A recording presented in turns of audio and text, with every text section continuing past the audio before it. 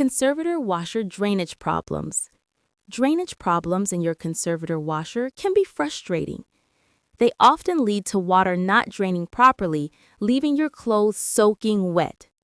Understanding common causes can help you fix the problem quickly. Let's dive into the most common issues: clogged drain pump and blocked hoses. Clogged drain pump. A clogged drain pump is a frequent issue. This prevents water from leaving the washer. To check for this problem, you will need to access the drain pump. 1. Unplug the washer to ensure safety. 2. Locate the drain pump, usually at the bottom of the washer. 3. Remove any visible debris or lint. 4. Check the pump impeller for any obstructions. If the pump is clear but still not working, you might need a replacement.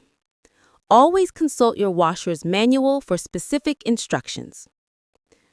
Blocked hoses. Another common issue is blocked hoses. These can prevent the washer from draining properly. Here's how to inspect and clear the hoses. Disconnect the washer from the power source. Locate the drain hose at the back of the washer. Detach the hose and check for any blockages. Use a long brush or flexible tool to clear any debris. If the hose is clear, also check the hose connecting to the drain pump. Blockages here can also cause drainage problems. For both issues, regular maintenance can prevent future problems. Clean the pump and hoses periodically to keep your washer running smoothly. Enjoyed the video?